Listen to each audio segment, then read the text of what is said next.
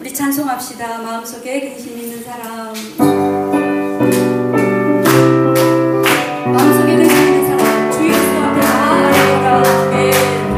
마음속에 근심 있는 사람 주 예수 앞에 다 아뢰어라. 슬픈 마음 있을 때라 주 예수께 아뢰라. 주 예수 앞에 다 아뢰어라. 우리의 친구니 무엇이나 의심하지 말고 주 예수께 아뢰라.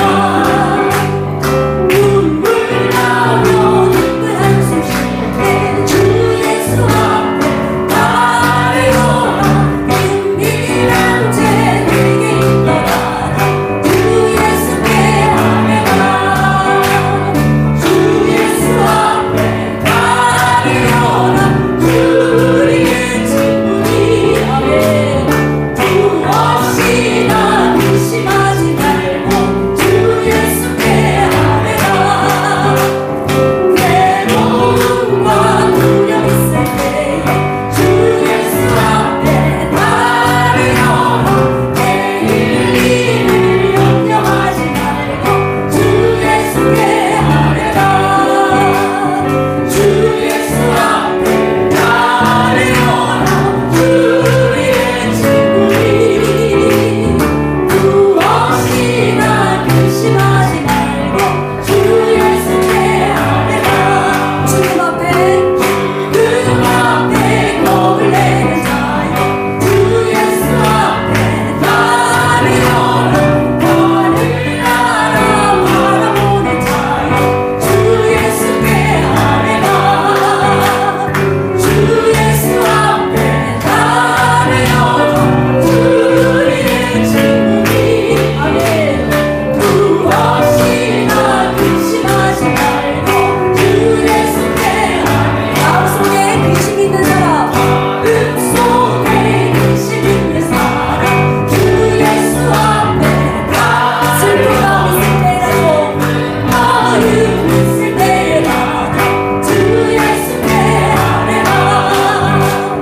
주 예수 앞에 다 아뢰어라. 우리의 친구니 무엇이나 근심하지 말고 주 예수께 아뢰라. 주 예수 앞에 다 아뢰어라. 주 예수 앞에 다 아뢰어라. 우리의 친구니 무엇이나 근심하지 말고 주 예수께 아뢰라. 주 하나님 독생자 예수 날 위하여 오시었네. 내 모든 죄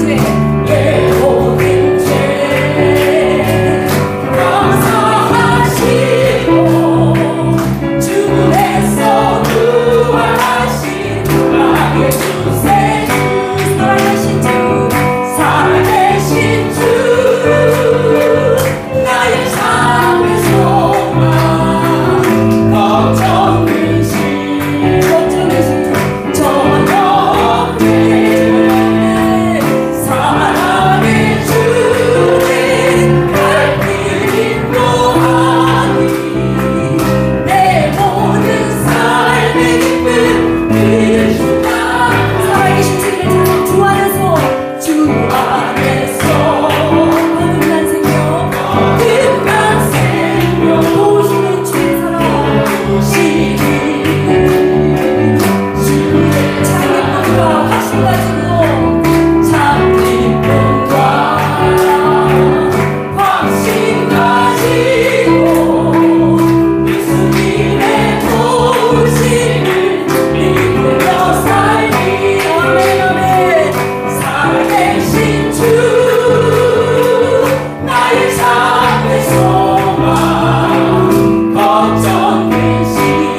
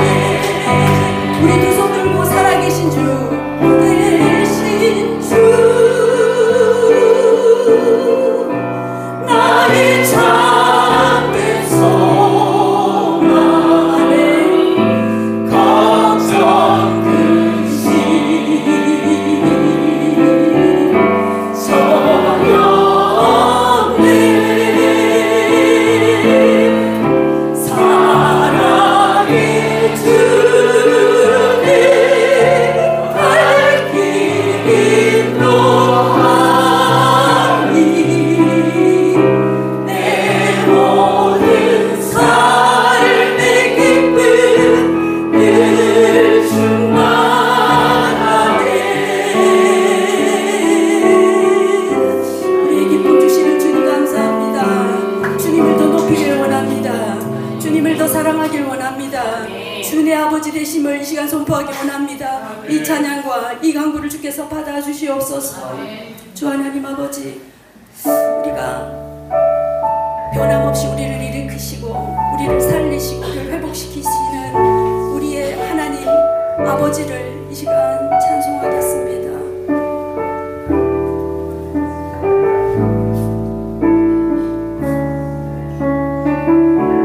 주의 손 날 붙드시네.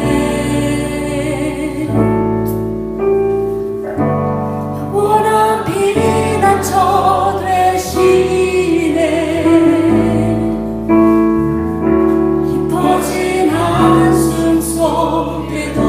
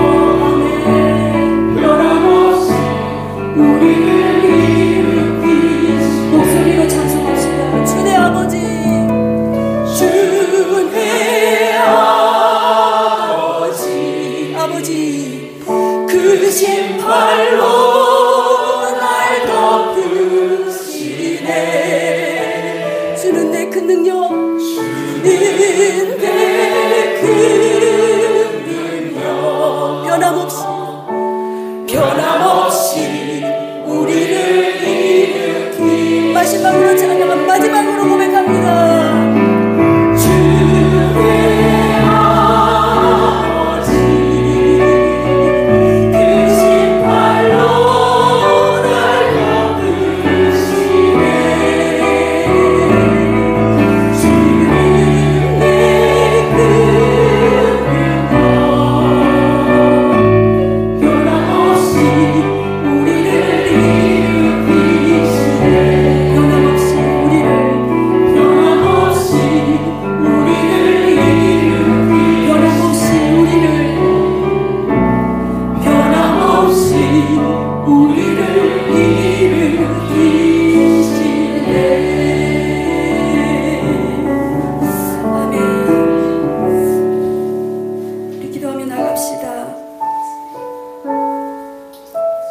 우리에게 예배를 허락하신 하나님, 감사와 찬송과 영광을 올려드립니다. 우리 다 같이 잠잠히 우리의 모든 믿음과 사랑과 고백을 담아 주님 앞으로, 주님 앞에 향기로운 성도의 기도로 이 예배의 문을 열겠습니다. 우리 기도하며 나갑시다. 주 하나님 아버지, 이곳에 하나님의 영이 충만하신 것을 감사합니다.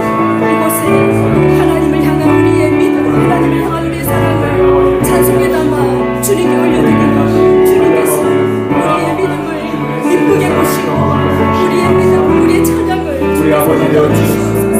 저는 우리의 모든 것을 일으키시고 치유하시고 회복시키시는 하나님을 전적으로 신뢰하며 저는 믿음의 행보를 날마다 손아사옵사옵니다. 믿도록 주 하나님 아버지 선한 손으로 우리의 능력이 되어주시고 우리의 힘이 진리가 우리가 모든 지혜가 되어주시옵소서. 나의 전부이신 고백하는 시간을 주여 도와주시옵소서. 성령으로 역사하시고 아버지 말씀으로 충만하게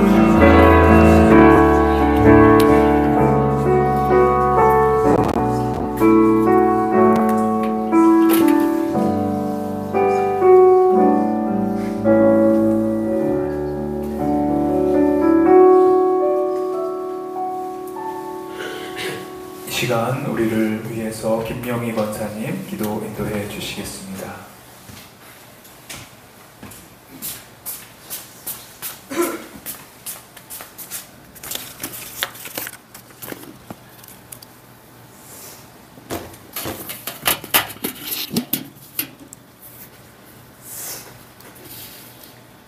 우리의 주인 되시는 하나님 아버지, 오늘도 각자의 자리에서 열심을 다했습니다.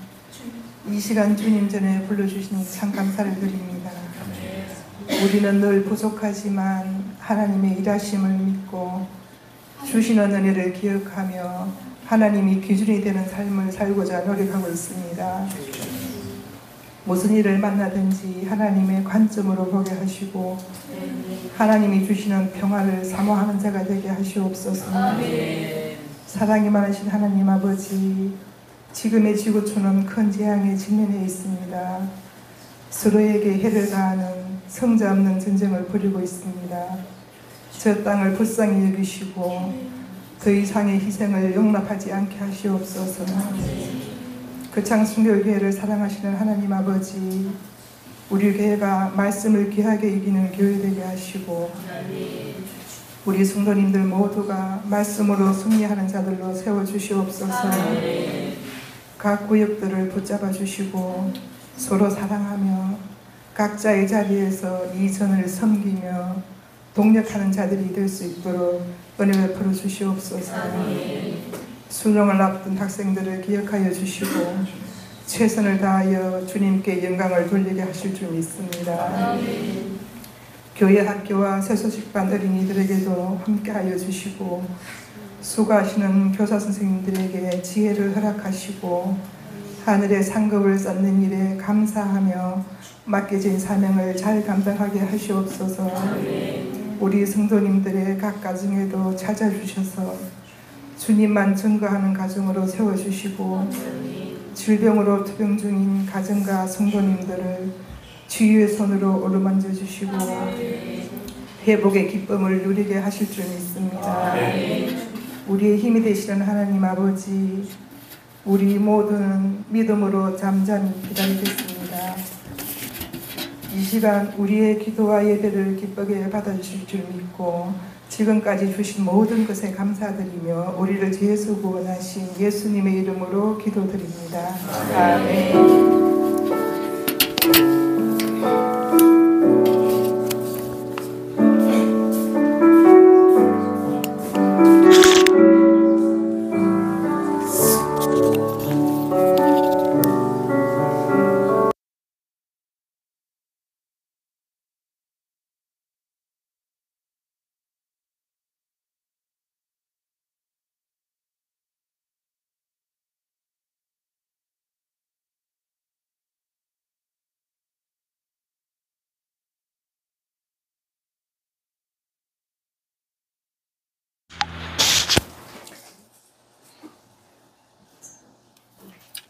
요한계시록 9장 1절부터 21절까지 교독합니다. 다섯째 천사가 나팔을 불매 내가 보니 하늘에서 땅에 떨어진 별 하나가 있는데 그가 무저갱의 열쇠를 받았더라.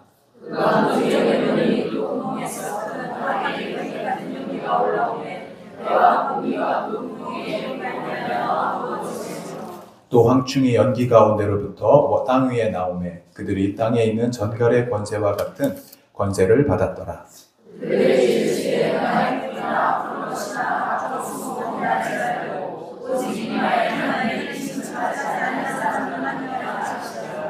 그러나 그들을 죽이지는 못하게 하시고 5달 동안 괴롭게만 하시게 하시는데 그 괴롭게 함은 전갈이 사람을 쏠 때에 괴롭게 함과 같더라.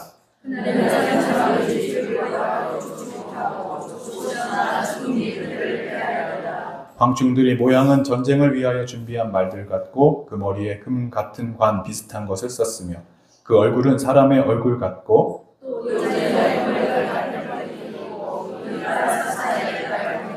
또 철 호심경 같은 호심경이 있고 그 날개들의 소리는 병거와 많은 말들이 전쟁터로 달려 들어가는 소리 같으며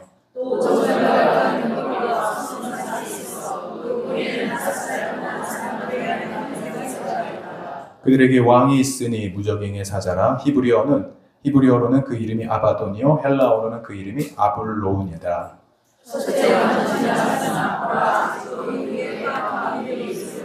여섯째 천사가 나팔을 불 때 내가 들으니 하나님 앞 금제단 넷불에서 한 음성이 나서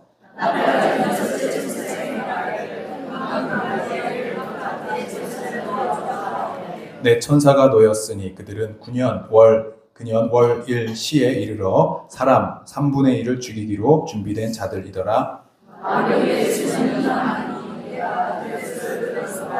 이 같은 환상 가운데 그 말들과 그 위에 탄 자들을 보니 불빛과 자줏빛과 유황빛 호심경이 있고 또 말들의 머리는 사자 머리 같고 그 입에서는 불과 연기와 유황이 나오더라.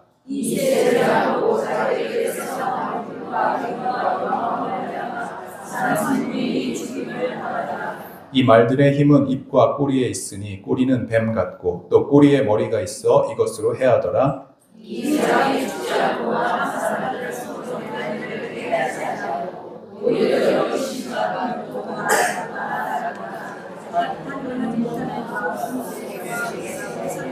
같이 읽습니다. 또 그 살인과 복술과 음행과 도둑질을 회개하지 아니하더라. 아멘.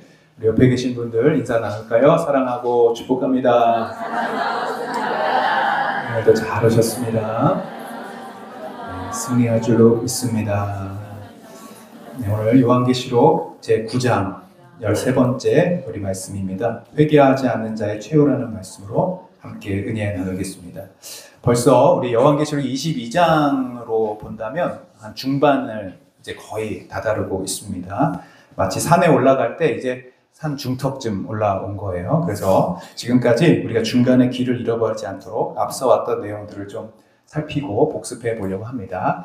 자, 먼저 1장부터 우리 5장까지를 소론에 해당한다고 말씀드렸습니다. 그래서 7교회에 보내는 메시지들이 2장에 걸쳐서 나왔고 2장, 3장, 그리고 4장, 5장에는 요한이 하늘의 천상의 예배 장면을 보는 내용들 있었고요. 그때부터 이제 하늘에 보좌에 계신 분이 그 임봉을 건네주는, 그래서 그 임봉을 이제 예수 그리스도께서 하나씩 떼어가면서 뗄 때마다 일어나는 사건들, 그리고 7번째 인을 마지막 뗄 때는 이제 7 나팔이 불기 시작하고요.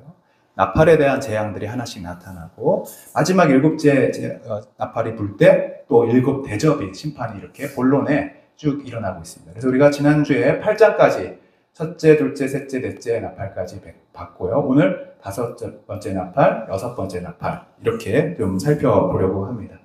그리고 중간에 이렇게 파란색으로 되어 있는 거는 이제 삽입된 장의로 해서 첫 번째는 교회를 보호하신다는 내용들, 그리고 여기 14만 4천 명에 관련된 내용이 나왔고, 여기서는 뭡니까? 교회 사명에 관련된 말씀, 또 이것은 교회 영적 전쟁에 관련된 말씀, 그리고 모든 이 본론에 나오는 3가지 종류의 재앙이 끝나면 이제 마지막으로 천년왕국과 새 예루살렘들이 기다리고 주님이 다시 오시는 그날 우리가 주님의 신부가 되어서 하나님의 혼인잔치에 참여하게 된다라는 그런 결론으로 요한계시록이 끝나고 있습니다. 자, 이런 내용도 중요한데 요한계시록이 언제 쓰여졌고 또 그 1차적인 독자, 수신자, 이 편지를 받는 대상이 누군지를 우리가 기억을 하는 것이 중요한데요. 누가 기록하셨어요? 사도 요한, 예수님의 12제자 중에 한 명이고요. 예수님의 모든 제자들이 거의 다 순교를 했습니다.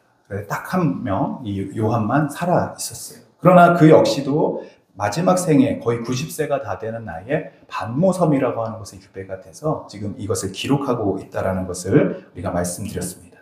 자, 그렇다면 요한계시록의 독자가 누굽니까? 이 편지를 받는 사람이 누구예요? 바로 초대교회의 성도들이죠. 특별히 소아시아에 흩어진 7교회의 성도들에게 해당하는 말씀이고, 그들은 당시에 로마라고 하는 제국의 핍박을 받고 있는 예수님을 믿는다는 이유로 순교의 자리에 이르렀던 그런 사람들입니다. 그래서 여러분 이 장면을 보시면 아시겠지만 당시에 많은 사람들이 신앙 때문에 목숨을 잃고 사자밥이 되고 또 화형을 당하는 그런 잔인한 죽음 가운데 있었습니다. 그들이 그래서 늘 주님이 다시 오시는 그날을 기다리면서 믿음으로 인내하며 살았는데 도대체 그때가 언제입니까? 언제 주님 다시 오십니까? 라고 기다리는 그들에게 주님이 주시는 메시지예요. 그것이 바로 위로와 소망이 되는 메시지고요. 이거는 과거의 편지로 끝나는 것이 아니라 1차적인 독자인 그들에게만 끝나는 것이 아니라 오늘날 2023년을 살아가는 우리들에게, 이 말씀을 읽는 우리들에게도 하나님이 이 말씀을 위하여 쓰여주셨다라는 것이죠. 제가 지난주에 말씀드렸던 거 혹시 기억나실지 모르겠습니다. 이 요한계시록이라는 편지는 나에게 쓰여진 편지가 아니라 나를 위하여 쓰여진 편지다라는 말씀을 드렸어요. 기억나시죠? 이 두 가지를 좀 구분해서 우리가 이해해야 될 필요가 있어요. 나에게 쓰여진 편지가 아니라 나를 위해 쓰여진 편지다. 이 1차적인 독자는 사실은 초대교회 성도들이에요. 그러나 이 편지가 우리를 위해 쓰여진 것입니다. 자, 예를 들어서 이렇게 이야기하면 좀 쉬울 것 같아요. 지금이 이제 독립운동을 하는, 항일 운동하는 그 시간이라 생각해 보시고, 안중근 의사가 자신의 동지들에게, 독립투사들에게 편지를 보냈어요. 근데 지금 이제 일제가 이렇게 점령하고 있는 시기이기 때문에 그 편지도 남들이 모르는 암호를 가지고 썼단 말이죠. 예를 들어서. 그래서 뭐 일제를 짐승으로 표현하고 짐승들의 손아귀에서 벗어나서 이제 독립 자금을 어디에 숨겨놨다라는 내용들을 쓰는데, 예를 들면은 돈을 종이라고 표현했다고 보세요. 그리고 거기에 종이 5개를 어디 아궁이에 넣어놨다. 짐승들을 피해 넣어놨다. 이렇게 암호 같은 편지를 썼어요. 독립운동을 하는 사람들은 다 알아듣겠죠? 무슨 뜻인지 알겠죠? 그리고 어디에 그것이 있는지를 알아서 찾아낼 거예요. 근데 이 내용을 100년 뒤에 우리들이 읽었다고 생각을 해봅시다. 지금 가서 이 내용을 짐승이 나타나겠구나. 아궁이에 가서 종이를 찾아야겠구나 하면서 여러분 부엌에 가서 싱크대를 열고 종이가 있나 없나 찾으면 여러분 있을까요? 없을까요? 없어요. 그러나 이 편지가 주는 의미를 우리가 거기서 얻을 수 있는 것이죠. 그리고 이 성경 말씀은 오늘날 이 시대를 살아가는 우리들에게도 효용이 되고 또 이것이 우리에게 의미를 주고 또 힘과 소망을 준다는 것을 여러분 기억하시면 이제 이 요한계시록을 어떤 우리가 오늘날 살아가는 어떤 역사적 사건이나 인물이나 또 진행되는 일 가운데 1대1로 대입해서 해석하는 것이 어쩌면 위험할 수 있다라는 것을 제가 말씀드리는 것이고요. 특별히 이 말씀은 2000년 역사 속에서 읽혀지는 모든 분들에게 살아계신 성령님의 능력으로 의미들을 주었던 거예요. 1500년 종교개혁이 일어났을 때 성도들은 그럼 요한계시록이 오늘날 뭐 핵전쟁과 666과 바코드 이런 식으로 해석이 된다면 그들에게는 요한계시록 아무런 의미가 없겠죠. 그러나 그렇지 않았다는 거예요. 그들에게도 역시 목숨을 걸고 순교하는 그 상황 속에서 이 말씀이 그들에게 곧 이 짐승의 나라, 바벨론으로 상징하는 이 나라를 멸망시키시고 구원과 소망을 주시는 주님의 음성으로 듣고 그 말씀으로 위로를 받았다라는 거예요. 특별히 여러분 우리나라도 이 일제시대에 실제로 이 요한계시록을 읽을 때 많은 사람들이 이 말씀으로 힘을 얻고 위로를 받고 또 다가올 하나님의 나라를 기대하는 재림의 소망을 가지고 있었다는 것을 여러분 기억하시기를 바랍니다. 그래서 다시 한번 여러분 말씀드리면 이 요한계시록은 나에게 쓰여진 책만이 아니라 나를 위하여 쓰여진 것이다 라는 것을 기억하시고요. 특별히 이제 신천지에서 어떤 행사를 합니까? 이거를 실상이라는 이름으로 오늘날 일어나는 사건에 대입을 하는 거 하나씩. 그래서 뭐 일곱 천사는 7 교육장이고 24 장로들을 실제로 쭉 세웠고 24명을 세웠지만 지금 살아있는 사람이 별로 없고 그 안에서 바뀐 사람들이 너무나 많기 때문에 계속 그 교리들이 바뀌고 변개되는 것을 볼 수가 있습니다. 제가 이제 웬만하면 신천지 영상을 안 보여드리는 이유가 뭐냐면 들어보면 너무나 허무맹랑하고 너무나 웃긴 내용이기 때문에 이제 의미가 별로 없어요. 한번 그래도 오늘 이 9장에 대한 해석을 어떻게 하는, 특별히 오늘 황충과 이런 것들이 많이 나오지 않습니까? 하늘에서 떨어진 별, 입맞지 않은 성도들을 이들이 어떻게 해석하는지를 한번 좀 보여드리려고 해요. 황충들의 실상은 청지기 교육원의 7 목자가 황충이기 때문에 임금은 7 목자를 이끄는 청지기 교육원의 땅씨가 가명이지만 땅씨가 황충들의 임금된 사람이 되겠습니다. 우리가 9장의 예언의 말씀과 실상의 말씀을 함께 배웠는데 이 말씀을 정리해 보도록 하겠습니다. 9장의 사건은 지구촌에서 이루어지는 사건이 아니고 계시록 6장에서 배도하여 심판받아 이방의 소속이 돼버린 배도한 금수대 장막에서 벌어진 사건입니다. 이곳에서 하늘에서 떨어진 별은 장막 성전 출신이지만 멸망자와 하나 된 뱀씨가 되겠습니다.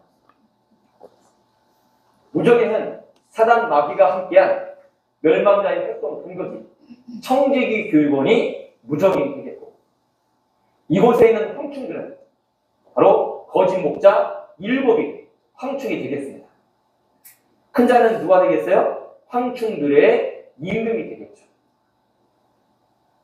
무적의 열쇠는 이 뱀씨가 청지기 교육원에 가서 황충과 같은 거짓 목자를 데리고 이렇게 들어오게 하는 지혜가 무적의 열쇠고 그 지혜를 가지고 황충과 같은 거짓 목자를 데리고 들어옵니다. 들어올 때는 무적행의 연기처럼 청지기 교육원 소속의 거짓 교리와 교법을 외치면서 들어오게 되죠. 그러므로 장막 성전에 있는 목자들과 성도들의 심령이 어두워지더라 이 말입니다. 이들은 이 장막 성전에 누구를 괴롭히느냐? 하나님의 입맞지 않은 사람들을 다. 이렇게 지금 이 장막 성전이라는 게 뭐냐면 유재열이라고 하는 그 교주가 만들었던 성전이고 그걸 그대로 본따서 이제 신천지 증거 장막 성전을 그때 이만희 씨는 이제 거기에 다니던 사람이었죠. 그래서 그 뒤를 이어서 이 새로운 자기만의 그 집단을 만들었는데 청지기 교육원이라고 하는 거는 거기에 탕명환 소장님, 지금으로 말하면 이단 대처 운동 하시는 분들과 몇 명의 이런 목사님들이 이루어진 교육원, 신학교였어요. 근데 그게 장막성전과 충돌을 일으켰던 교리 싸움으로 그때 그 사건을 오늘 9장으로 해석을 하는 겁니다. 그러니까 거기 출신 목사님들이 황충이고 그렇게 해서 지금 자기들의 이 장막성전을 위태롭게 만들었다. 그러니까 이 신천지의 교리를 받지 않으면 입맞지 못하는 자가 된다. 이런 얘기들을 지금 해석을 그렇게 풀어내고 있는 겁니다. 근데 여러분 이것이 그렇게 이상하게 들려지지만 실제로 이러한 논리와 이런 배경들을 쭉 설명을 듣고 나면 이게 그냥 아멘하고 받아지게 되는 그리고 거기에서 이 실상을 보여주고 있는 요한, 새 요한이 임한이다. 이걸 본 자만이 이 바른 해석을 할 수 있고 요한계시록을 풀 수 있는 유일한 사람은 바로 이 누굽니까? 그 사람이라고 지금 이야기를 하는 것이죠. 여러분, 그래서 이 오늘날의 사건들로 이것을 접목해서 1대1로 해석하는 이 관점들, 이런 해석들은 위험할 수 있다라는 것이고요. 특별히 오늘날 이제 이스라엘의 전쟁이 일어나면서 계속 유튜브에 계속 요한계시록 해석하는 내용들이 뜨고 있어요. 여러분, 이것도 이제 지난주에도 말씀드렸지만 굉장히 자극적인, 허경영 씨도 예언이 적중됐다고 그러시고, 또 제가 말씀드린 김영현 전도사라는 분들도 지금 막 위기감을 조성하는 거예요. 이제 시작됐다. 새로운 시즌에 들어가고 있다. 준비해야 된다. 이러면서 말하고 있고요. 또 마치 이스라엘과 하마스의 전쟁이 영적 전쟁이 무슨 몇 가지 인 중에 하나가 떼어지는 그런 사건들이라는 마음으로 해석하면서 우리에게 굉장한 긴박성과 또 이 마지막 때에 준비하지 않 된다라고 하는 두려움들을 지금 이야기하고 있습니다. 특별히 이게 몇 번째 나팔이고 지금 중동에서 일어나는 이 분쟁들 뒤에 어떤 일이 일어날 것이고 휴거가 일어날 것이고 이런 해석들이 사실은 요한계시록을 어떤 특정 국가와 경향하여서 해석하는 이런 위험한 행동들이 될 수 있다라는 것을 여러분 좀 이해하시면 좋겠고요. 오늘은 이제 이와 더불어 요즘 혹시 또 코뿔소 목사라고 박영민 목사님이라는 분이 또 요한계시록 해석을 많이 하셔요. 그래서 그분은 또 이렇게 얘기하죠. 이 제3차 세계대전은 어떻게 시작될까? 그래서 엔드타임 시리즈라고 요즘 하여튼 계속 이러한 설교들을 주로 하고 있습니다. 한번 들어볼게요. 어떤 부분에서 이게 이 해석들이 잘못되는지 여러분 한 분별력을 가지고 한번 들어보시기 바랍니다. 예, 전쟁이 일어나는 시기는 휴거 후에 전 3년 반 안에 초반에 일어날 것이다. 이렇게 보면 되는 것입니다. 그리고 전쟁을 통해서 몇 명이 죽어요? 사람 3분의 1이 죽죠? 약 25억 정도가 죽겠네요. 그죠? 80억이 넘어가니까 휴거되는 사람은 숫자가 소수입니다. 한 수백만 정도 예상하고 있습니다. 네. 자신이 막 예상을 그냥 다 100만 해버려요. 것입니다. 자기 100만 명을 지금 예상하고 있다고 하는데 그렇게 하고 있는데 전 세계 숫자가 그리 많지는 않습니다. 그러나 수백만 명은 적은 숫자도 아니죠. 그렇죠? 그러나 전 인류에 비하면 그리 많지는 않습니다. 그렇게 보시면 되겠고요. 그래서 우리가 깨어서 기도하고 준비하는 것이 이렇게 중요하다. 이렇게 보는 것입니다. 이게 이 월드워 3라는 제목으로 나가면 조회수가 엄청나게 많아요. 제가 월드워 3라는 제목으로 한 2번인가 3번 설교했는데 다 15만 막 10만 명 조회수가 넘어갔어요. 월드워 3 제목 나가면 무조건 15만 명이 봐요. 제 설교를. 그러니까 이 설교도 지금 10만 명 이상 본다고 생각하시면 돼요. 네. 몇 개월 지나면 10만 명 봐요. 이거. 네. 이 설교를 잘 해주라. 이렇게 성경을 대해서 이렇게 설교하는 월드워 3에 대해 설명하는 그 영상을 보셨나요? 나는 못 봤습니다. 월드워 3가 3차 세계대전 말하는 거죠. 성경과 근거 없어요. 저희가 정확하지 않아. 근데 성경은 너무나 정확해. 성경으로 푸는 게 맞아. 그러니까 제 설교가 이 전쟁이 어떻게 진행될까? 어디서 시작될까? 어떻게 진행될까? 몇 명이 참전할까? 몇 명이 죽을까? 성경이 다 나오죠. 다 나옵니다. 오늘 정확하게 풀어주잖아요. 그러니까 월드워 3가 뭔지, 아마겟돈이 뭔지, 복합하고 뭔지 성경을 확대해버렸죠.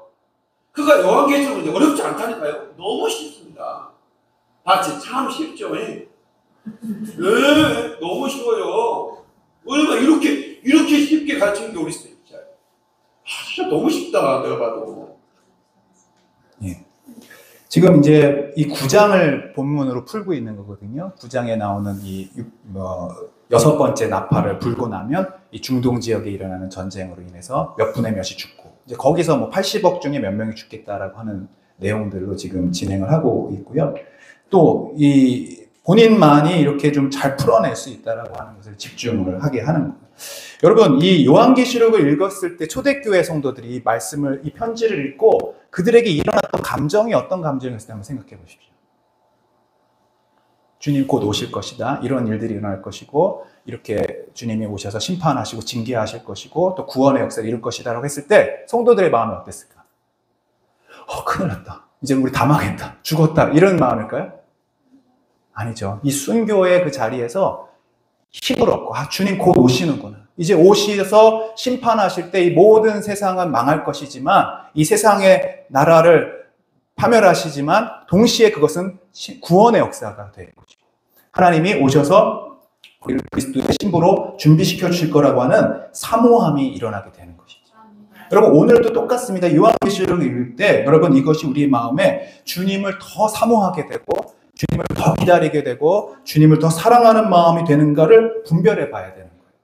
그런 게 아니라 두려운 마음이 오고 어떤 사랑이 없는 회개, 사모함이 없는 기다림, 저주와 환난을 피하기 위한 회개를 이 요한계시록이 원하는 게 아니에요.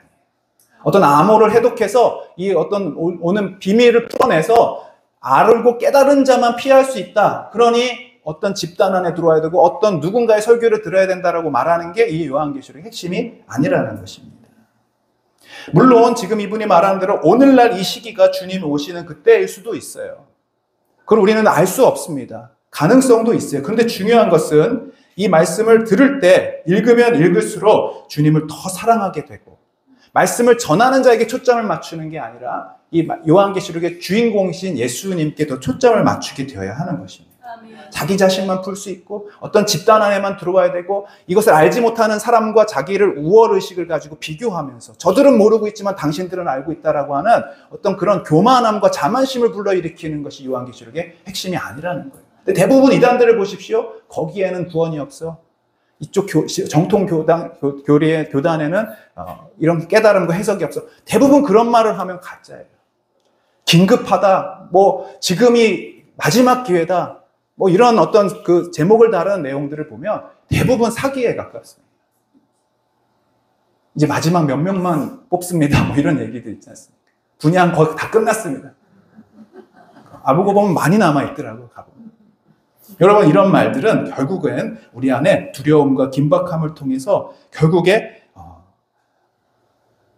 올바르지 않은 동기로 하나님을 바라보게 하는 그런 잘못된 해석이라는 것을 기억해야 하는 것입니다.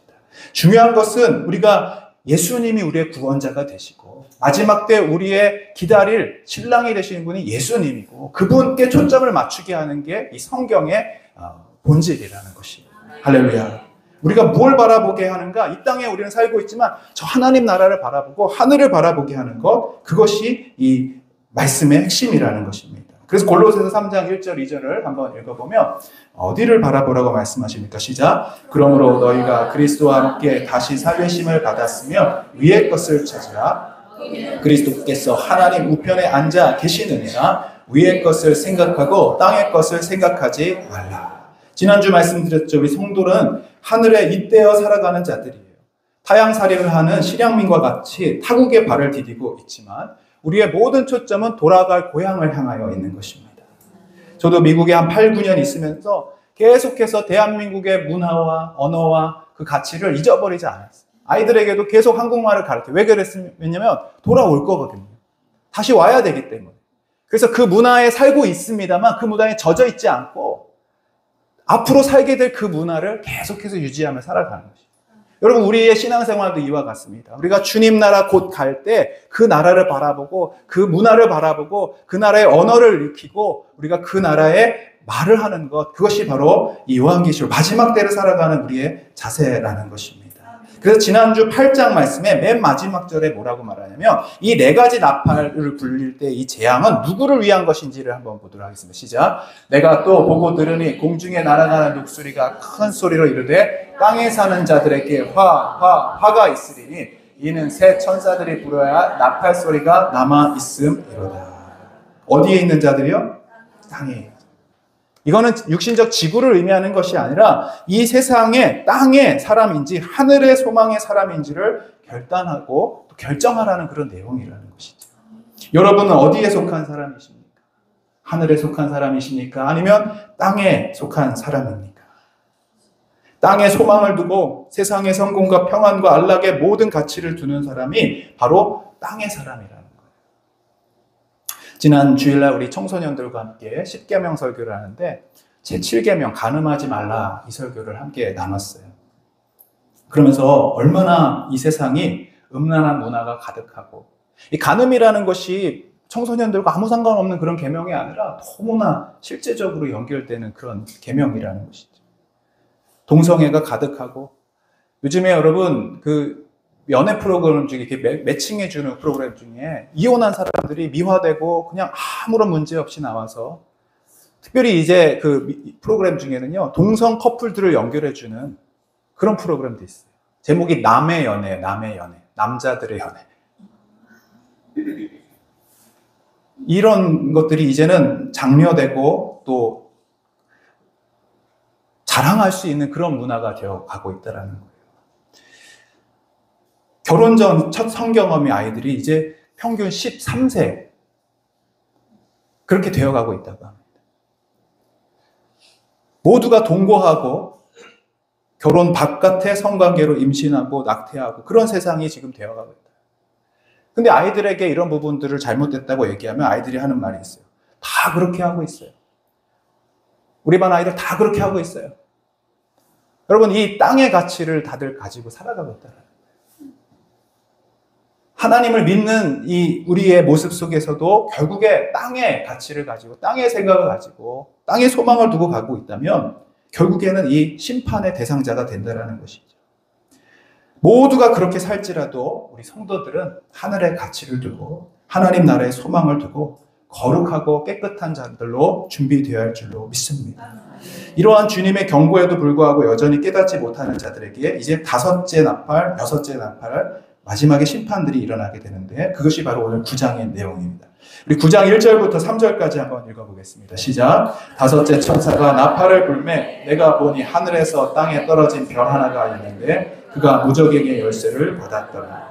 그가 무저갱을 여니 그 구멍에서 큰 화덕에 연기 같은 연기가 올라오매 해와 공기가 그 구멍의 연기로 말미암아 어두워지며 또 황충이 연기 가운데로부터 땅 위에 나오매 그들이 땅에 있는 전갈의 권세와 같은 권세를 받았다. 무저갱이란 말이 저가 이 낮을 저, 바닥저를 말하고요. 없다는 거, 바닥이. 그런 갱도를, 바닥이 없는 갱도, 끝이 없는 그런 밑이 없는 갱도를 말하는 것이죠. 여기에 이제 한 땅에 떨어진 별이 나오고 그 별이 이 무저갱의 열쇠를 받았다라고 해요. 요한계시록에 보면은 이 요한계시록 2장에 7교회를 상징하는 7별이 나옵니다. 근데 지금 말하는 이 별은 그런 교회를 상징하는 별이 아니라 부정적인 의미의 별, 사단을 상징하는 것입니다. 그래서 여러분 누가복음 10장 18절에도 예수님이 이렇게 얘기를 하세요. 시작. 예수께서 이르시되 그로부터 번개같이 떨어지는 것을 내가, 마치 별똥별이 툭 떨어지듯이 이 루시퍼를 상징하는 사단의 세력이 별처럼 하늘에 떨어지는 걸 봤다라는 거예요. 이사야 14장 말씀에도 이런 말씀이 있습니다. 시작. 너 아침의 아들 계명성이여 어찌 그리 하늘에서 떨어졌으며 너 열국을 엎은 자여 어찌 그리 땅에 찍혔는고. 이 계명성이 뭐냐면 새벽별이라고 하는데 바로 천사장이었지만 하나님 앞에 교만하여서 멸망받아 사단이 되어버린 존재를 말하는 거예요. 어쨌든 이 다섯 번째 나팔 소리에 이 사단의 세력이 무저갱으로부터 나와서 하나님이 주시는 이 열쇠 그것을 받았다라는 거예요. 지금 여기 보면 1절에 보면요. 무저갱의 열쇠를 받았다라고 말하잖아요. 근데 이제 원어에 보면 주어졌다라는 표현이 쓰여져요. 결국 이 세상에 사단이 다스리는 것 같고 사단이 지금 무저갱에서 나와서 허용되는 이게 활동이 허용되는 것처럼 보이지만 이 역시도 하나님이 제한하시고 하나님이 허락하시는 범위 안에서만 움직일 수 있다는 걸 말하는 거예요. 마치 욥에게 나타나서 하나님이 그 사탄의 활동을 이렇게까지만 해라, 몸은 건드리지 말아라 라고 제한하시는 것처럼 이 요한계시록의 심판 역시도 하나님의 주권적인 섭리와 계획 안에서만 움직여지는 것을 보게 된다는 것이죠. 그래서 지금 이 무저갱에서 풀려난 사단의 세력이 마치 하나님이 다스리시는 나라가 아니라 세상이 주관하는 나라처럼 보이고 죄가 간영한 것처럼 보이고 악이 더 강성한 것처럼 보이고 하나님을 부인하는 사람들이 더 잘되고 성공하는 것처럼 보이는 이 세상이 되는 이유가 바로 지금 사단이 활동할 수 있도록 풀려났다라는 것입니다.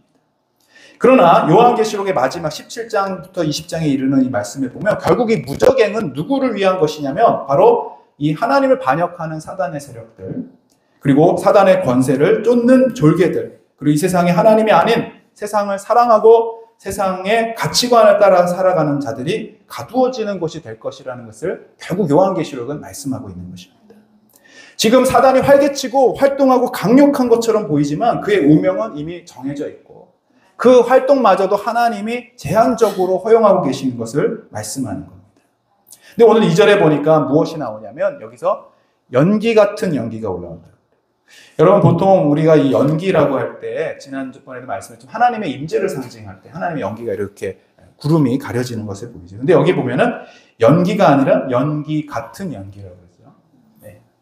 하나님의 권세도 마찬가지입니다. 보면은 권세와 같은 권세를 받는데 이게 뭐냐면은 사단이 하나님을 흉내내면서 하나님 노릇을 할 수 있는 것처럼 우리를 미혹하고 속인다라는 거예요. 하나님이 마치 나타나신 것처럼 하지만 얼마든지 하나님 없이도 살 수 있는 것처럼 우리를 유혹하지만 결국에는 하나님이 아닌 것이라는 거예요.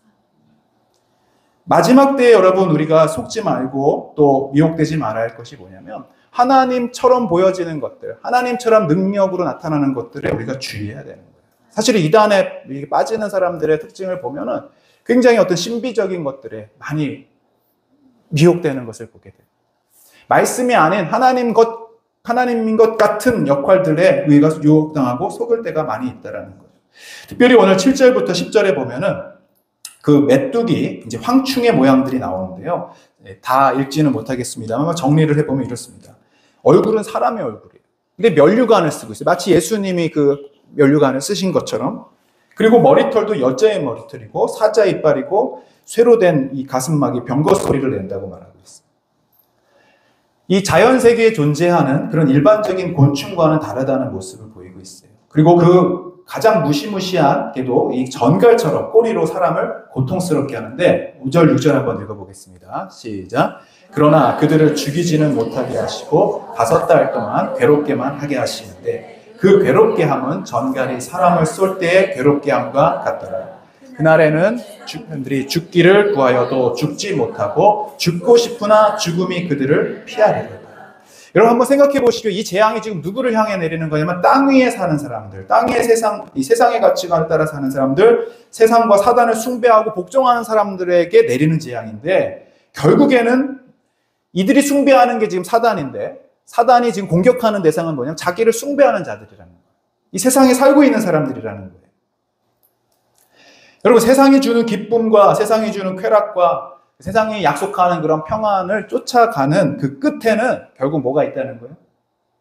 이렇게 고통과 저주와 죽고 싶지만 죽지 못하는 그런 비극적인 고통이 기다리고 있다는 것을 말하고 있는 거예요. 세상의 끝은 그렇다는 것입니다.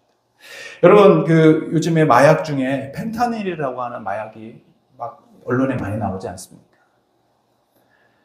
이게 굉장히 강력한 마약이라고 해요. 그런데 처음에 이것이 중독되었을 때 많은 사람들이 쾌락 때문에 한다라고 생각을 하는데 실제로는 그렇지 않다는 거예요. 맨 처음에는 그렇다는 거예요. 쾌락을 통해서 고통을 잊어버리고 통증을 잃어버리고 아픔을 잊게 해주는데 여기 한번 중독되고 나면 그 다음부터는 쾌락 때문에 하는 게 아니라 이 금단 현상이 나타날 때 오는 그 고통을 잊으려고 한다는 거예요. 이 고통이 얼마나 끔찍하냐면요. 마치 이 살가죽을 아주 예리한 면도칼로 한 겹씩 한 겹씩 깎아내는 듯한. 그러니까 너무 고통스러우니까 이 고통을 없애려고 또 마약을 하게 돼요. 쾌락 때문에 하는 게 아니야. 즐거움 때문에 하는 게 아니라는 거죠. 어느 정도냐면 또 뼈를 깎아내는 것처럼 그런 여러분 뼈를 깎는 고통이라는 말 있지 않습니까? 칼로 뼈를 도려내는 것 같은 그런 고통을 받게 되는 게 이 마약 펜타닐의 특징이라는 거예요. 죽고 싶어도 죽지 못하고 사는 게 죽는 것보다 더 고통스러워서 거기서 헤어나오지 못하는 이게 바로 죄의 결과고 또 마귀가 주는 유혹의 결과라는 거예요. 마지막 때 여러분 세상의 사단을 따라가고 세상의 쾌락과 죄악을 따라가는 자들의 끝에는 이 펜타닐보다 더 강력한 더 비극적이고 아픈 치명적 결과가 기다리고 있다는 것을 말하는 것이죠. 근데 여러분 이 특징적인 이 다섯 번째 나팔 재앙을 보면 이것이 모든 사람에게 내리는 것은 아니라는 것을 보게 됩니다. 우리 4절 말씀 한번 읽어보겠습니다. 시작. 그들에게 이르시되 땅의 푸른 것이나 각종 수목은 해하지 말고 오직 이마에 하나님의 인침을 받지 아니한 사람들만 해하라 하시더라. 그러면 하나님의 인침을 받은 사람도 있다는 얘기죠. 인침을 받지 않은 사람도 있다는 얘기예요. 요한계시록을 해석하는 원리 중에 이제 아까도 말씀드린 휴거라는 개념이 있고, 또 이 환란이 7년 동안 있는데 그 환란 전에 휴거를 받느냐, 아니면 이 환란을 지금 이게 지금 환란 전이 일어나는 일이지 않습니까? 환란 동안에 환란을 다 겪고 나서 우리가 휴거를 받게 되느냐, 이런 그 해석에 대한 관점들이 두 가지가 있어요. 사실은 휴거라는 그 자체 단어는 성경에 나오지 않습니다. 데살로니가 전서라든지 마태복음에 이렇게 들림받는다라는 내용과 요한계시록 내용을 이렇게 접목해서 신학적인 해석을 하는 것이죠. 근데 왜 사람들이 휴거 전이냐 휴거 후냐를 이제 가지고 논쟁을 하냐면, 이 7년의 대환란이라고 하는 이 고통스러운 이 시간들을 과연 성도는 피할 수 있는가, 아니면 성도들이 그 연단을 통해서 정금같이 이렇게 나오게 되는가를 가지고 지금 여러 가지 논란을 갖고 해석을 하는 것이거든요. 근데 여러분, 오늘 이 말씀만 본다고 하면은 휴거의 그 시점이 그다지 중요하지 않다는 것을 알게 돼요. 왜냐하면 4절에 이미 이 심판 속에서도 하나님께서는 이마에 하나님의 인, 너는 내 소유다, 너는 내 것이다 라고 이렇게 인쳐주신 자들을 지키시고 보호하신다고 약속하셨기 때문에 그래요. 하나님은 그 사람 해하지 말라라고 하나님의 주권적 섭리 안에 이 모든 것이 진행되고 있다는 것이죠.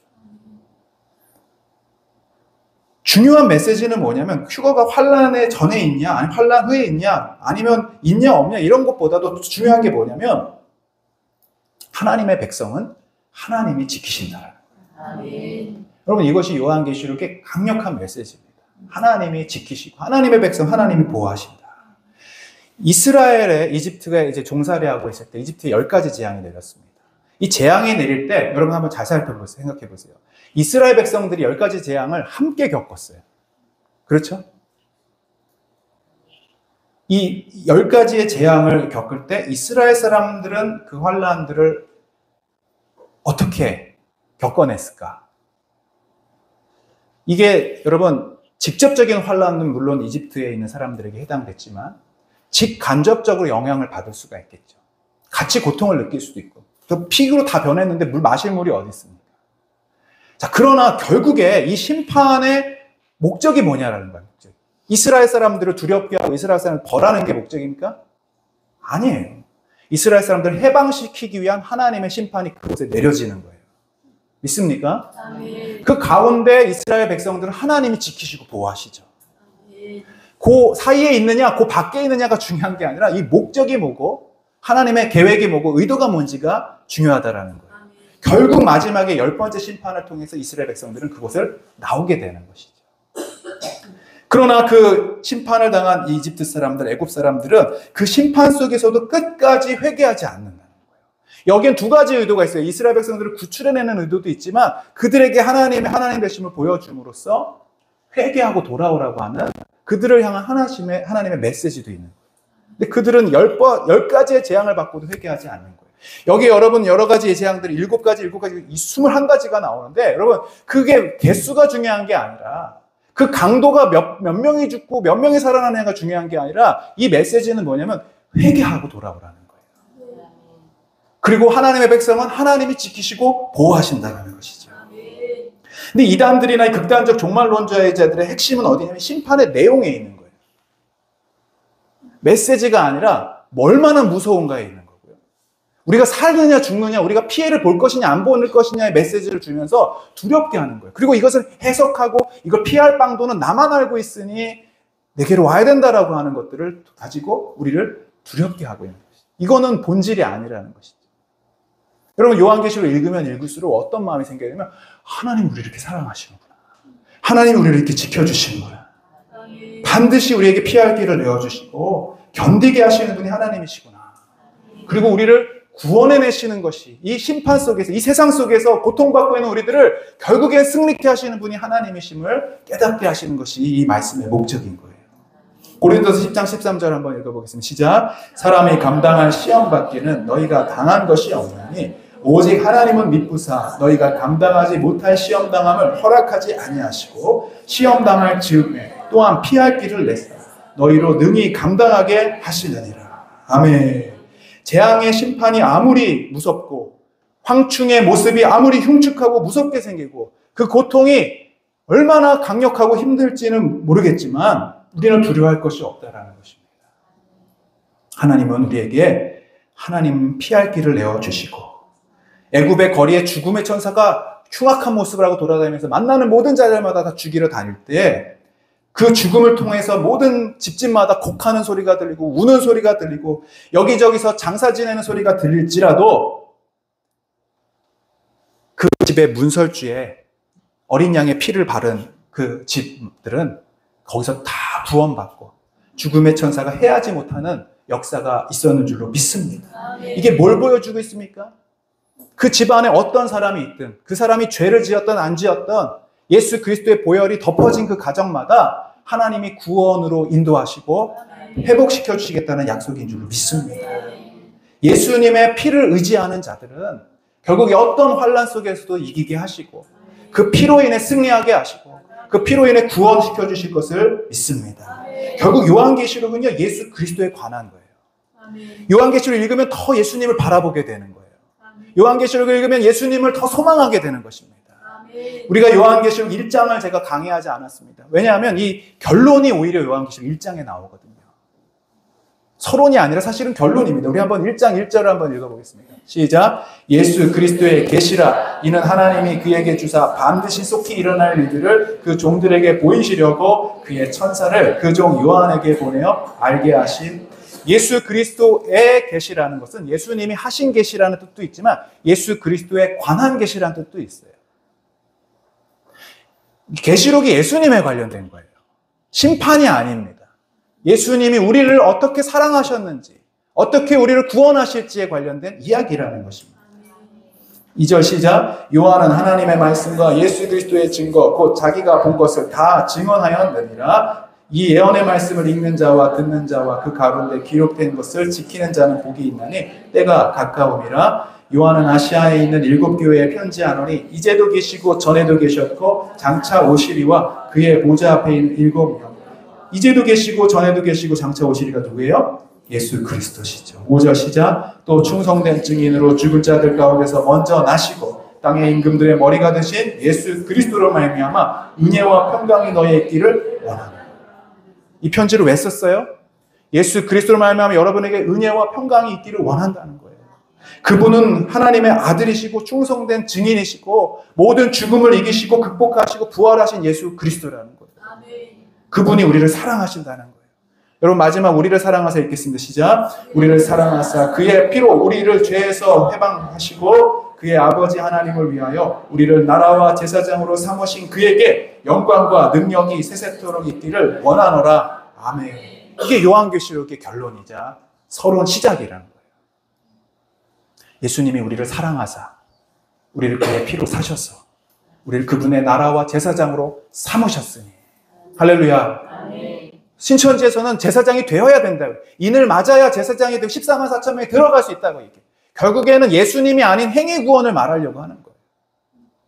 너네들 예수님 똑바로 안 믿으면 안 돼라고 하는 그 말 속에 결국엔 자기들의 행위들을 강조하고서 두렵게 함으로 결국 다가올 심판을 피하라는 데 목소리를 내는 것이죠. 여러분, 이 요한계시록 핵심은 그게 아닙니다.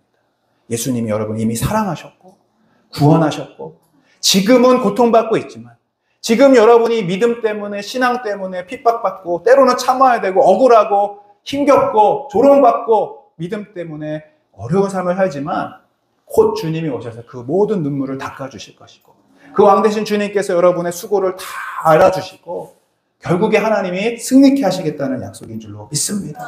그래서 여러분 저도 예전에 이 요한계시록을 잘못 읽고 했을 때는 두려웠어요.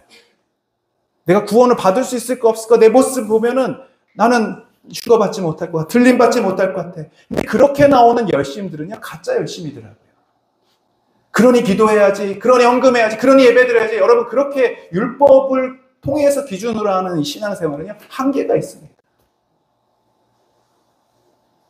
그러나 말씀을 통해 복음을 통해 예수 그리스도를 깊이 만나고 나서 이 요한계시록이 얼마큼 우리를 사랑하시는 하나님의 그 사랑이 담겨있는 책인지를 깨닫고 나서는 두려움이 없어졌어요. 할렐루야. 그러나 주님을 위해 살고 싶은 마음이 더 생겼어요. 주님을 위해 더 거룩하게 싶은 마음이 생겼고, 주님을 위하여 준비된 신부가 되기를 원하는 마음이 생겼고, 그럼 그 마음으로 주님을 기다리게 되니까 이 신앙생활이 어렵지만, 때로는 낭망되지만, 때로는 고난이 있지만, 그래도 주님 바라보기에 우리가 믿음으로 승리하게 되는 줄로 믿습니다.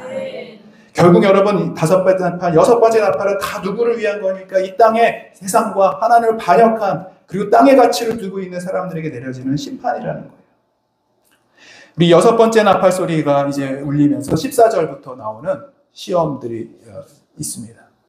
시작. 나팔 가진 6번째 천사에게 말하기를 큰 강 유브라데에 결박한 내 천사를 놓아주라 하며 내 천사가 놓였으니 그들은 그 년 월 일시에 이르러 사람 3분의 1을 죽이기로 준비된 자들이더라. 마병대의 수는 2만만이니 내가 그들의 수를 들었다.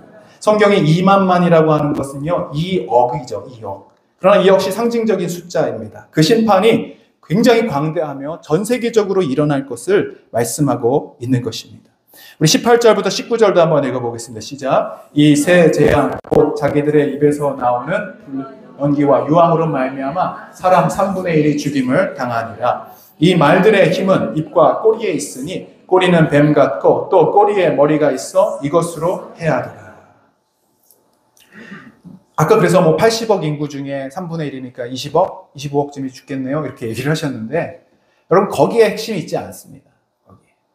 이 심판은 확정적이고 또 이 심판은 파국적이고 마침내 모든 것들을 깨부시는 강력한 심판이 될 것을 예고하고 계시는 거예요. 몇 명이 죽고 거기서 몇 명이 살아남느냐가 중요한 게 아니라 여기에 핵심은 뭐냐면 이 상황 가운데 회개해야 된다는 거예요. 이집트에 내린 그 10가지 재앙의 그 강력함은 결국 그들을 회개함으로 이끌어야 되는데 결국 그들이 끝까지 회개하지 않았던 내용들을 오늘 이 성경에도 말씀하고 있습니다. 한번 읽어보겠습니다. 시작. 이 재앙이 회개하지 않으며 오히려 여러 귀신과 또는 보거나 듣거나 다니거나 하지 못하는 그 은동과 목석의 우상에게 절하고 그 살인과 복술과 음행과 도둑질을 회개하지 아니하더라. 이 말을 거꾸로 해봅시다. 그럼 재앙을 왜 내리신 거예요? 재앙의 목적이 뭡니까? 회개하지 아니하더라라고 말했으니까 재앙의 목적은 여전히 회개하라는 거예요. 3분의 1이 죽게 하는 거 3분의 2에게 기회를 주신다라는 것입니다.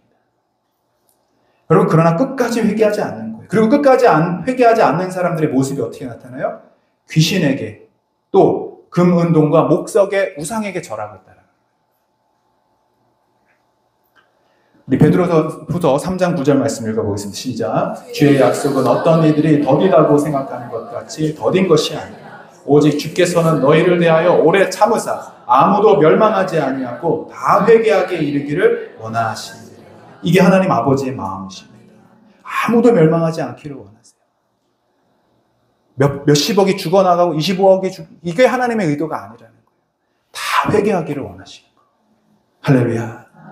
근데 그들이 끝까지 회개하지 않아요. 그리고 21절에 보니까 뭐예요? 복술과 살인과 음행과 도둑질.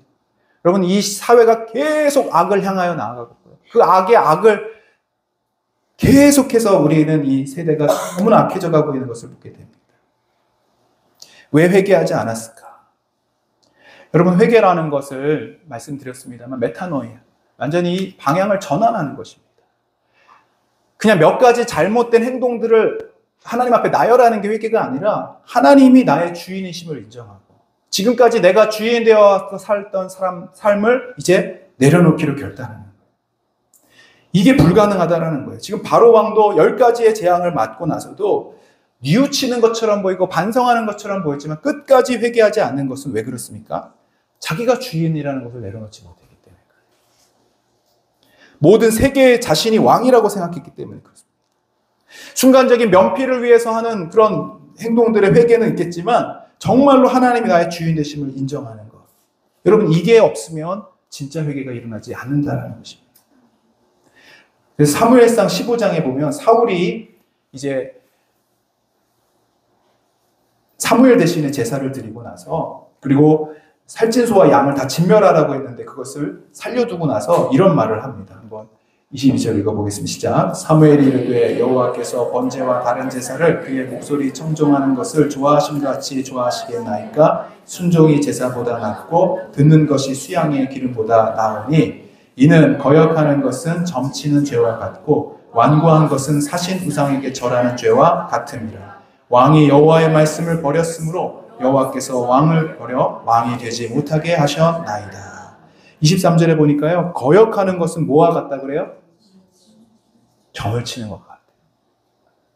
여러분 우리가 점집에 가서 점 치는 거 아주 큰 죄로 생각하죠. 근데 우리가 하나님 말씀 앞에 내 생각을 내려놓지 않고 끝까지 거역하고 끝까지 하나님께 순종하지 않는 것은 결국에 우리가 귀신 앞에 절하는 것과 똑같은 죄라는 거예요. 아까 마지막 21절에 그 귀신 앞에 절하고 끝까지 금운동 목석에 절하는 그 사람들의 죄는 여러분 어떤 무슨 큰 악을 저지른 사람들이 아니라 끝까지 예수 그리스도를 주인으로 삼지 않고 나의 생각과 내 가치관과 내 마음대로 내 감정대로 살아가는 사람들을 말하는 것이에요. 그리고 뭐와 같습니까? 여러분 완고한 것이 뭐예요? 내 마음을 강팍하게 만드는 것이에요. 그 완고함은 사신 우상에게 절하는 죄와 같다고 말씀하셨어요. 오늘날 회개하지 않는 자들의 완고함과 고집은 결국은 하나님을 섬긴다고 말하지만 자기 자신이 주인 되어 살아가는 삶을 말하는 것입니다. 진정한 신앙은 그래서 여러분 회개하는 신앙이 진짜 신앙인 줄로 믿습니다. 내 삶의 목적과 내 삶의 방향을 예수 그리스도께로 전환하고 주님이 나의 주인이십니다 고백하는 삶. 여러분 이것이 우리가 추구하고 바라봐야 할 삶인 줄로 믿습니다. 오늘도 여러분 우리의 길 가운데 하나님이 말씀하시는 부분이 있다면 하나님이 돌이키라고 하시는 부분이 있다면 오늘 주님 앞에 순종하고 이 최종적인 궁극적인 심판이 내려지기 전에 이 나팔 소리와 재앙의 징조들을 바라보면서 우리가 진정한 회개로 주님 앞에 돌아오시는 저와 여러분 되시기를 축복합니다. 그리고 우리의 위로와 소망을 주시는 예수 그리스도만을 바라보면서 하늘의 위로를 경험하고 또 하늘을 바라보면서 땅에 속한 것이 아니라 하늘을 잇대어 살아가시는 여러분 되시기를 축복합니다. 기도하겠습니다. 아버지 하나님 감사합니다. 오늘 요한계시록 9장의 말씀을 통해서 우리가 오늘 이 땅을 살아가는 동안에 무엇을 추구하며 바라봐야 할지 알려주시니 감사합니다. 이 말씀을 통해 우리를 구원하신 예수 그리스도 한 분만을 소망하게 하시고 위의 것을 바라보며 하늘의 가치를 따르며 주님의 말씀에 순종할 수 있는 저희들 되게 하여 주옵소서. 우리를 얼마나 사랑하시는지 그의 피로 우리를 사셔서 나라와 제사장으로 삼으신 주님의 은혜를 기억하며 우리 남은 인생 주님을 위해 살아가는 저희들 되게 하여 주옵소서. 예수 그리스도의 이름으로 기도하옵나이다. 아멘. 옆에 있는 분들과 인사 나누겠습니다. 큰 은혜 받은 줄로 믿습니다. 마지막 때에 예수 그리스도만 바라봅시다. 아멘. 자, 우리 먼저 광고 말씀드리고 그리고 찬양하고 기도하면서 예배를 마치도록 하겠습니다. 10월, 11월 저희가 감사기도 프로젝트를 진행합니다. 오늘까지 혹시 신청 안 하신 분들 구역별로 감사 노트를 신청해 주시면 좋겠고요. 한 달 동안 저희가 40일 동안 이제 날마다 감사의 제목을 쓰시는 거예요. 요령은 주일날 알려드리도록 하겠습니다. 아주 작은 것부터 큰 기도 제목이 아니더라도 작은 감사의 제목들을 적고 저녁에 그걸 가지고 우리 자녀들과 또 가족들과 함께 나누는 시간들이에요. 여러분 혹시 가정에 믿지 않은 분들이 있고 또 배우자가 있다면 같이 주문해서 한번 해보자고 하시고 그리고 같이 짧게라도 기도하시고 하루를 감사를 표현하시고 그렇게 서로 허깅하고 안아주시고 그런 행복한 감사의 변화가 가정 안에 일어나기를 바라겠습니다. 자, 그리고 10월 13일이 아니죠. 돌아오는 금요일 홀리웨이브 광야학교 시리즈 여러분 많이 참여해 주시길 바라고요. 10월 28일 토요일인데 잘못 나왔어요. 마커스 초청 찬양 집회 있습니다. 여러분 꼭 기억하시고 5시니까 소만교회에서 함께 참여해 주실 수 있도록 해주시면 감사하겠고요. 39주년 전교인 기념사진 못 받으신 분들 사무실 카페에 있습니다. 그리고 기념품도 가져가시면 좋겠습니다. 우리 다 같이 일어나셔서 마지막 찬양 하겠습니다. 우리 여호와께로 돌아오라라는 찬양인데 한번 우리 배워보면서 같이 찬양하겠습니다. 내 백성이 나를 떠나 내 백성이 나를 떠나 돌아섰지만 내 사랑이 내 백성을 내 사랑이 내 백성을 보기 못하네 내 모든 것 내어주고 내 모든 것 내어주고 나 그들을 얻으리라 여호와께 돌아가자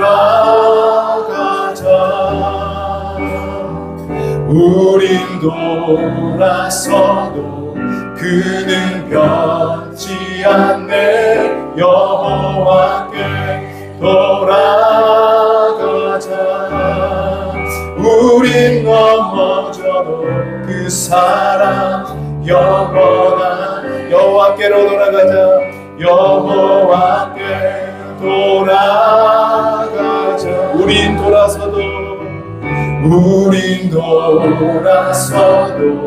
그는 변치 않네 여호와께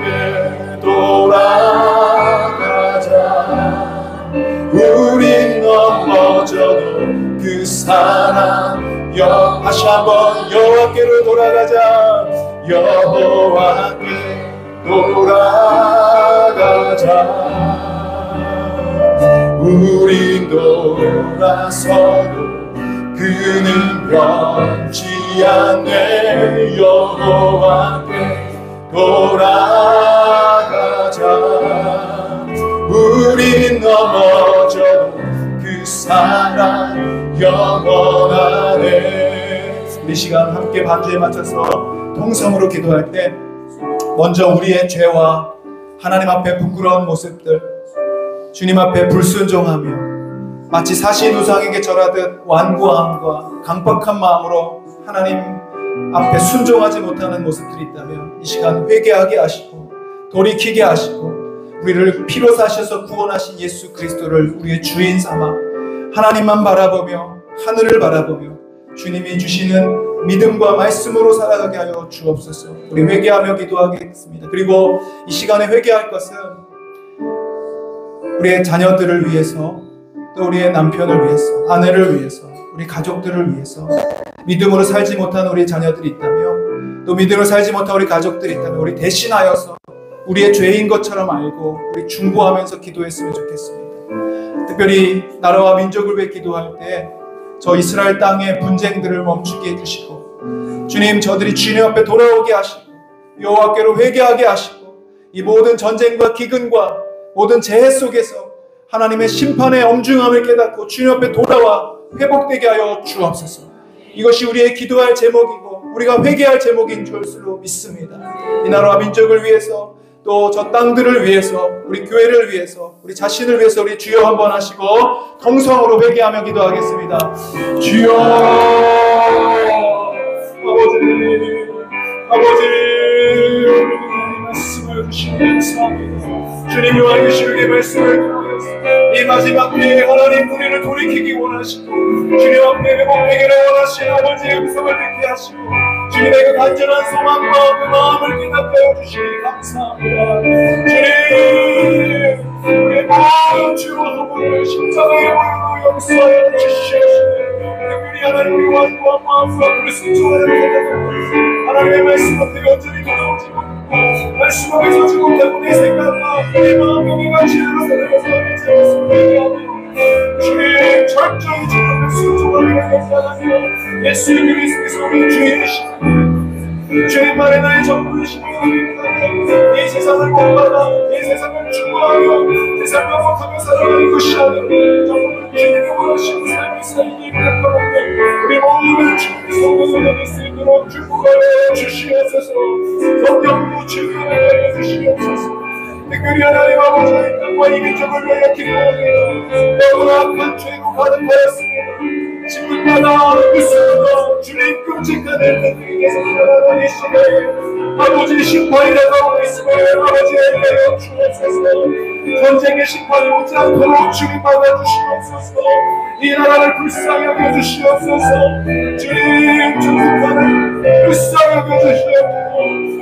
영원한 나라는 이 성인을 기억하여 주시옵시고 여기까지 내려오고 있는 저들에게 주님 보셔서 복음으로 말씀으로 동일되게 하시고 하나님의 구원의 손길들을 이루어 주옵소서. 믿음으로 살고자 하는 우리 성도님 만난과 고난과 어려움 가운데도 주님 낙심하지 않게 하시고 우리에게 피하기를 내어주시는 주님을 의지하게 하여 주옵소서. 우크라이나와 이스라엘 땅을 위해 기도합니다. 주여 전쟁이 멈추게 하여 주옵소서. 모든 폭력과 복수와 피해 저주들이 끝나게 하여 주옵소서. 그 땅에 예수 그리스도가 임재하여 주시고 주의 복음의 말씀이 임재하여 주셔서 그들이 주를 만나고 변화되게 하시고 하나님의 땅이 되어지고 하나님이 다스림 지으라고 되게 하여 주옵소서. 주님 마지막 때에 미혹되는 영혼들을 위하시고 바른 말씀으로 분별하게 서게 하여 주시옵시고 모든 이단들의 정체들이 밝혀지며 하나님의 말씀으로 새로워지게 하여 주옵소서. 우리의 가정을 위해 기도하며 우리 자녀들을 위해 기도합니다. 주님 거룩한 자녀들을 위하시고 마지막 때에 주님을 기다리며 거룩한 신부로 살아가는 다음 세대들을 위하여 주옵소서. 이 세대를 축복하여 주시옵시고 이 나라를 축복하여 주시옵소서. 하나님의